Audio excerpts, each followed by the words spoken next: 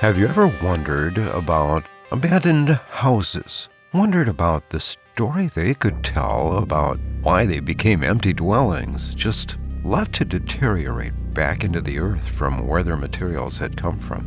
What rational happening would cause people to leave a perfectly good home and empty that dwelling of all human life? It makes a person's imagination wander.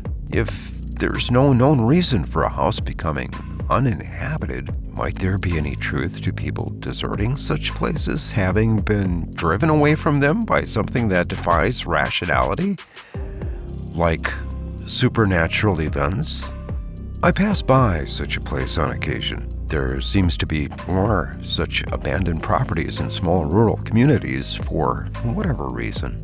I asked around about this particular place, but nobody seemed to remember who had lived there or what may have happened.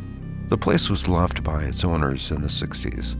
So from that, we know the cause wasn't things like events that caused migrations of people. For example, it was after the fall of the small farmer during the Farm Aid concerts of the 80s. It was before the Great Recession of the past, or the huge river floods that flooded the valley in more recent times. The people that are the area historians kind of hang out at the small town library. Maybe they'll know something. As the story goes, a Mr. Williams bought the property dirt cheap from the local bank back in the early 60s because the house hadn't been lived in for years and it was in pretty poor shape. The bank was forced to repossess the property after its previous owners apparently abandoned it. And oddly, this property turned hands this way a few times over during its history. Mr. Williams lived there unwed with an unwed woman whose name wasn't known other than his nickname for her, which was Babe. Hey, Babe. It was pretty common back in that time. And they also had a daughter by the name of Shelley. They made a meager living as artists and craftspeople, selling their goods on random travels to casual art shows that were pretty common at that time. A lot of handmade things, ordinarily seen in the hippie counterculture crowd of that time. They were described as really nice, friendly, peaceful people, but mostly kept to themselves.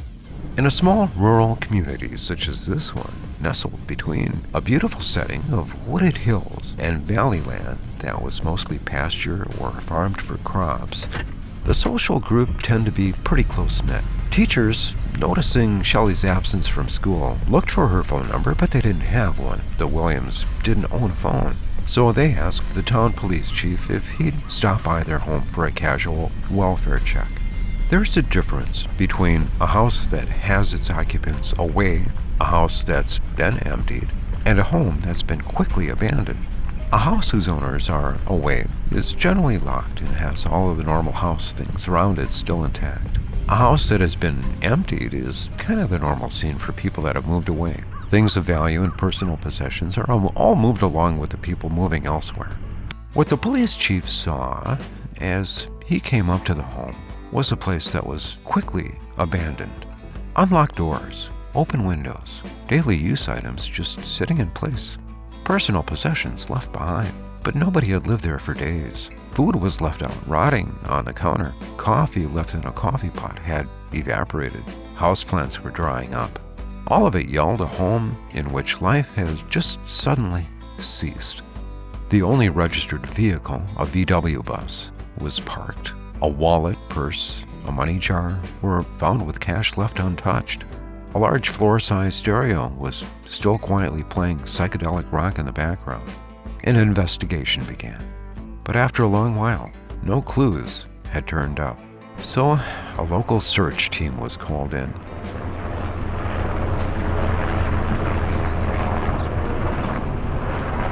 Joined by the Civil Air Patrol. They didn't find any signs either. The family had seemingly vanished without a trace. There was one key element that made this investigation unusually difficult. The police chief had no pictures of the missing family. He didn't have anything to distribute that showed their image. In all of the possessions the family left behind, not one photo could be found of any of them. So the police chief went to the school, and even the school yearbook picture of the girl, Shelley, was somehow distorted in printing. And so he went to the original photographer, and the photographer's proofs had inexplicably disappeared. The police chief couldn't get even a solid description of the Williams family members by anybody that had interacted with them personally. They just couldn't remember enough of their facial feature details to give a decent description. Most of the town was built and settled in the early 1800s.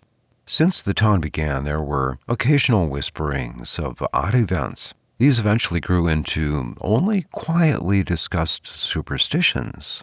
The wolf spirits of the river. People would see swirling mists on the water that gave a faint howling sound. And it wasn't just a few people, but many people had seen this.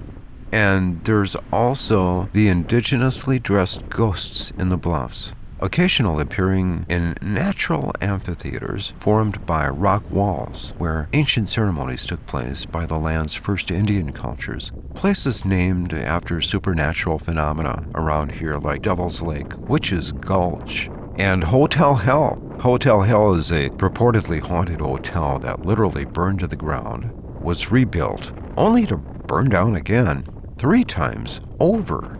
There was one common thread among all of these places. It was found that they were all near or on sacred Indian burial sites. Most of these settlers of the time didn't purposefully disturb burial sites. They were just naive. They didn't know how to identify them. It just wasn't common knowledge. It had been said that an Indian burial ceremony ends with a curse to be placed on anyone who dares to disturb the site of the person laid to rest there. One common thread of those that had been cursed for disturbing sacred ground is an affinity of really strange events that center around pictures. It starts with pictures on the wall that are frequently moved out of kilter for no known reason, and then it escalates from there. Eventually, any images of these persons or their surroundings become distorted. Even other people's memories of their facial features become faded. It's as if their existence eventually vaporizes altogether. The police chief inadvertently met up with an Indian shaman at the small town library. They invited the shaman because he was an author of books written about ancient Indian cultures. While the police chief didn't believe the town's quiet gossip about otherworldly superstitions, he was kind of desperate to address their talk and put to rest this unsolved mystery of the Williams family disappearance. He publicly invited the Indian shaman to visit the abandoned property with him and look for signs of it intruding on sacred ground. He fully expected the shaman's visit would end the town's superstitious gossip and then finally consider the case unsolved but closed. There was nothing besides inviting a shaman that the police chief hadn't done yet, in the public's eye anyway. When they first arrived at the property, the police chief took photos so that he'd be able to share pictures with the local newspaper about their visit. And then afterward, him and the shaman had started a tour around the property. While the shaman couldn't identify a burial site around the buildings or in between them, he did say he did have a strong feeling that the place was cursed and offered on the spot a small ceremony to place the spirits there back to rest. The police chief sent his photo film to be developed, and that's what they did back in the 60s. But unfortunately, when he got his stuff back, there were no images to send to the local paper for an unknown reason. The photos came back distorted. A long while ago, I had a teacher on the subject of statistically analyzing data. He said, all of us humans are kind of prone to assuming things. He said if we walked away with anything from his class, he hoped that it would be that we were all less prone to making assumptions about things we didn't know. His mantra was, we don't know what we don't know. Do I believe that there's any validity to the superstitions? Well, I'm not going to make any assumptions as to why, but I went back into my camera to make sure I didn't miss downloading any of the abandoned property photos, and for some unknown reason, I found the memory card had been wiped clean. I found the memory card had been wiped clean.